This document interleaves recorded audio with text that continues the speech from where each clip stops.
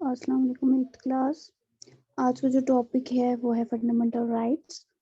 तो कल हमने पढ़ा था सेपरेशन ऑफ पावर्स, ठीक है। उसमें हमने देखा था कि गवर्नमेंट के कुछ ऑर्गन्स होते हैं जो गवर्नमेंट का काम अलग अलग लेवल पे करते हैं। पहला है लेजिस्लेचर, दूसरा है एग्जीक्यूटिव, तीसरा है जुडिशरी। तो व्हाट इज लेजिस्लेचर, मैंने आपको कल बताया था कि जो लॉ को बनाते हैं, लॉ मेकर्स, ठीक है।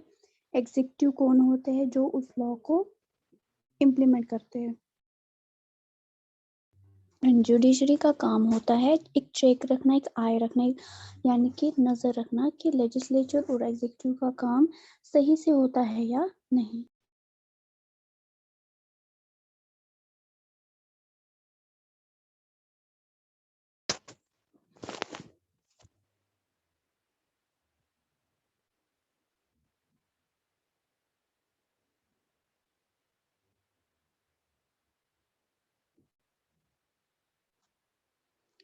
तो आज का जो टॉपिक है वो है फंडामेंटल राइट्स। जैसे कि मैंने आपको बताया कि फंडामेंटल राइट्स जो है वो मतलब जो इंडियन कॉन्स्टिट्यूशन का एक तरह से कंसाइंस है, मतलब मेन पार्ट कहा जाता है इसको, हार्ट एंड माइंड कहा जाता है। ये कॉन्स्टिट्यूशन का एक हार्ट एंड माइंड है, क्योंकि कॉलोनियल रूल मतलब जैसे ब्रिटिश ने कब्जा किया था, ठीक है।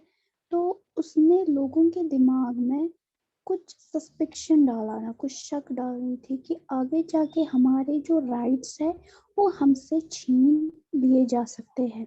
मतलब इंडिया जब इंडिपेंडेंट बनेगा तो कल को कोई और कंट्री आएगी जो हमें गुलाम बना सकती है। या ये सिर्फ लोगों के दिमाग में नहीं था, तब जो आज़ादी के लिए लड़े थे, जो नेशनलिस्ट थे, ठीक है, जो फ्रीडम फाइटर्स थे, उनको भी यही दिमाग में रहा कि हाँ, कल को जो राइट्स है वो छीने भी जा सकते हैं या बदले जा सकते हैं। तो कोई मिसयूज ना करे अपनी पावर का। तो उस हिसाब से जो सिटीजन रहेगा, ठीक है, जो सिटीजन रहेगा उसको एक तरह से हम जैसे हेलमेट में पहनाया जाता है, ठीक है, या जब स्कूटर पे होते हैं या गेम में होते हैं, जैसे किसी मार्शल आर्ट हम लोग खेल रहे होते हैं तो हमें चेस्ट गार्ड पहनाया जाता है, हमें हेलमेट पहनाया जाता है। तो ठीक वैसे ही सिटीजन की प्रोटेक्शन के लिए उसके ऊपर कोई जुल्म ना हो, उसके राइट्स ना छीने जा सके, उसके लिए उन्होंने रखा था फंडामेंटल राइट्स, ठीक है। एंड यहाँ पे तब एक तरह से ये जो सेफ गार्ड है फंडामेंटल राइट्स, ये किसके खिलाफ था? आर्बिट्रेरी अरेस्ट, मतलब कि बिना पूछे बिना समझे ही जो सिटीजन है उसके फ्रीडम को कर्ब किया जाता था, उसकी फ्रीडम पे खतरा होता था बिना कोई चीज किए, ठीक है। आजकल हमारे पास फंडामेंटल राइट्स हैं, हम कोई भी रिलीजन अपना सकते हैं, कहीं पे भी जा सकते हैं, हमें हर तरह की,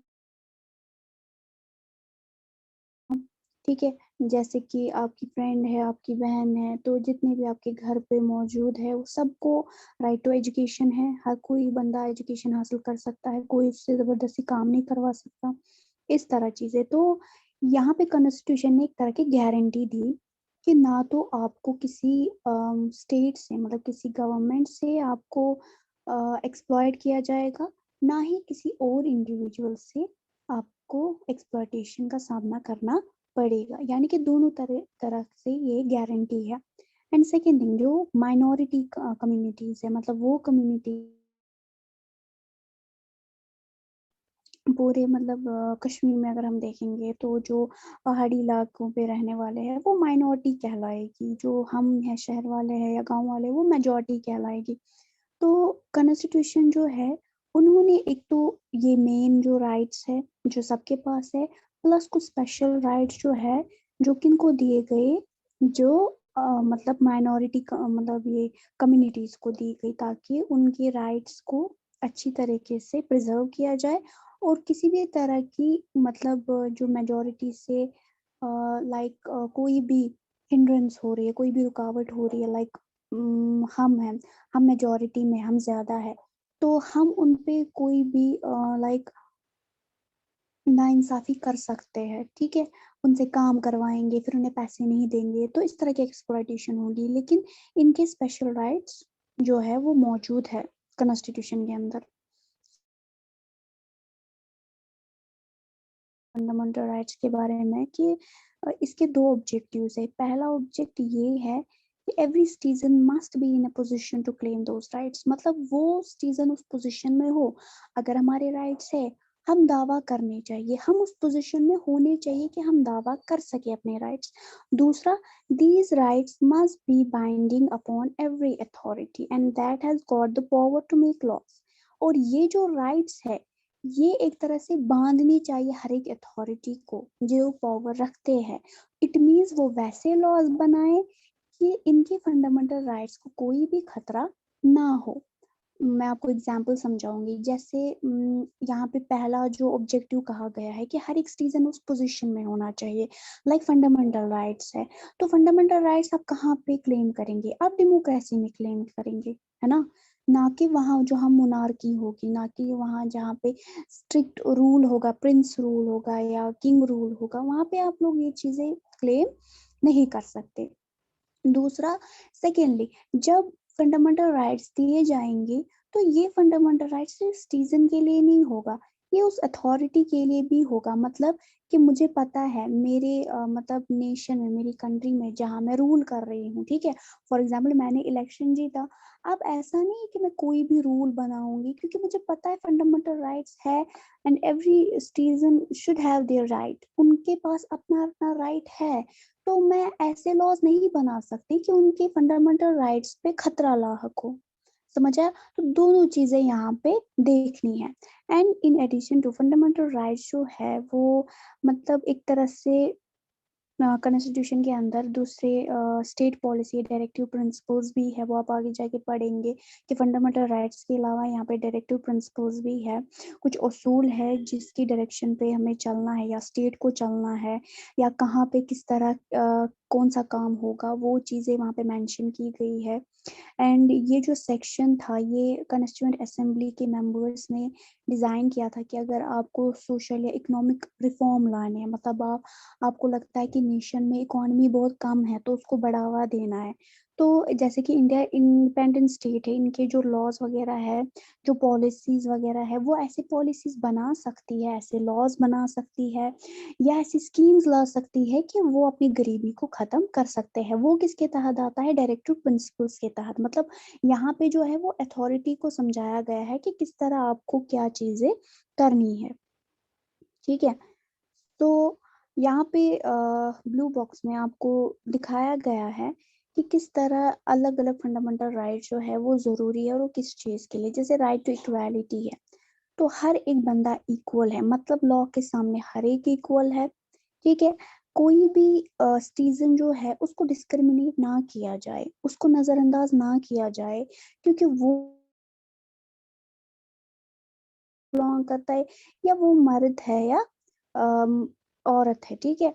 तो हर एक मतलब पर्सन यहाँ पे जो भी पब्लिक प्लेसेस है, चाहे होटल है, शॉप है, टेम्पल है, मस्जिद है, ठीक है, प्लेग्राउंड है, जो पब्लिक प्रॉपर्टी होती है वो हर तरीके से इक्वली शेयर किया जाए, ठीक है। एंड स्टेट भी यहाँ पे डिस्क्रिमिनेट नहीं किए कर सकता है, लाइक एम्प्लॉयमेंट होती है, नौकरी जैसा, तो वो नौकरी हर एक के लिए लागू होनी चाहिए। कि ऐसा नहीं है उसमें ये लिखा होगा कि खाली इस जात के लोग इस पे अप्लाई कर सकते हैं, नहीं, ऐसा नहीं है।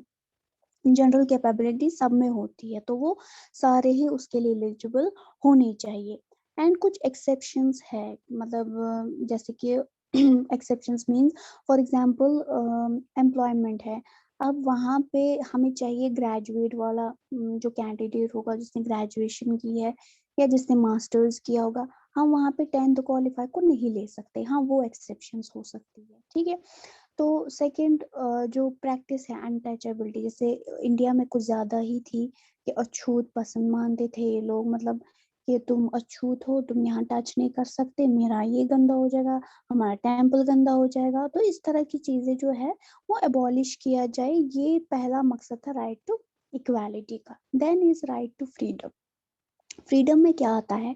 फ्रीडम में सिर्फ एक तरह की फ्रीडम नहीं आती है, सिर्फ घूमना फिरना नहीं, बोलने का हक, एक्सप्रेस करने का हक, मतलब आपको कुछ फील हो रहा है, आपकी अथॉरिटी आपके साथ ठीक नहीं कर रही है, तो आप उस चीज को एक्सप्रेस करेंगे, ये आपकी फ्रीडम है। चाहे आप कंट्री के किसी भी पार्ट में रहते हैं, कंट्री में क्या है क्या नहीं है उसका मतलब पूरी तरीके से जानकारी रखना वो आपका हक है।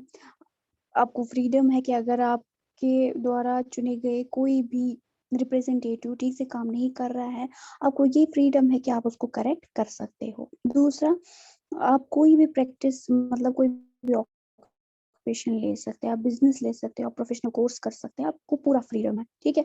देन अगेंस्ट एक्सप्लॉयटेशन, हमारे पास राइट है कि कोई भी एक्सप्लॉयटेशन जो हो रही है, गलत इस्तेमाल हो रहा है लोगों का, बच्चों का, उसके खिलाफ हम लोग जा सकते हैं। लाइक ह्यूमन ट्रैफिकिंग होती है, बच्चों को अगवा किया जाता है, मतलब औरतों को अगवा किया जाता है, तो फिर उनको काम पे लगा देते हैं। कुछ ऐसे बच्चे होते हैं जिन्हें कोयले की खानों में काम करने के लिए लिया जाता है और वो मुफ्त वहाँ पे काम करते हैं। या फिर आधे ऐसे कुछ बच्चे होते हैं जिन्हें मतलब जिनसे भीख मांगी मंगवाई जाती है, तो वो ह्यूमन ट्रैफिकिंग मतलब जो गुलाम वगैरह है उनको खरीदना, उनको बेचना, या जबरदस्ती बाउंडेड लेबर में रखना किसी को। फॉर एग्जांपल कोई मजदूर है, इससे कॉन्ट्रैक्ट बेस्ड रखना, मतलब 2 साल तक तुम मेरी गुलामी करोगे, फिर चाहे मैं उसके साथ कुछ भी करूं, ठीक है, वो फोर्स्ड लेबर होता है। या बच्चों से जो अंडर 14 आते हैं, उससे कम आते हैं, उनसे काम करवाना, तो ये आता है राइट एग्नेस्ट एक्सप्लॉयटेशन में। एंड उसके बाद आता है right to freedom of religion.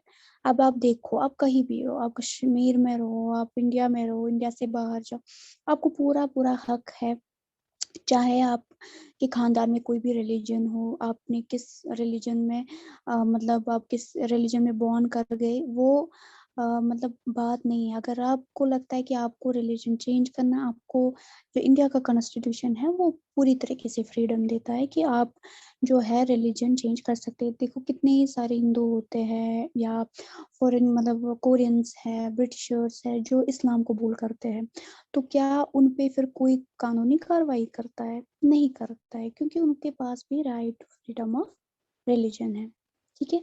तो अपनी मतलब पर्सन जो है वो कोई भी पोजेस करता है रिलीजन, कोई भी प्रैक्टिस करता है, या रिलीजन में अलग अलग चीजें होती, कस्टम्स होते हैं, ठीक है। तो कोई बैठ के पूजा करता है, कोई खड़े होके पूजा करता है, कोई बाहर के मंदिर में पूजा करता है, कोई अंदर के मंदिर में पूजा करता है।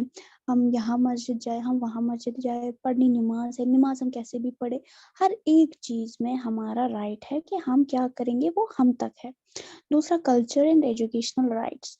सेकेंड, हमारा जो कल्चर है, लाइक रिलीजियस होने के साथ साथ हमारी लैंग्वेज, हम कौन सी लैंग्वेज बोलते हैं, पूरी तरीके से हम ऐसा नहीं होगा कि कॉन्स्टिट्यूशन में बोलेगा चलिए कल से आप कश्मीरी नहीं करेंगे, अब डोगरी में बात की करेंगे, कल से हमारी वही ऑफिशियल लैंग्वेज होगी, नहीं।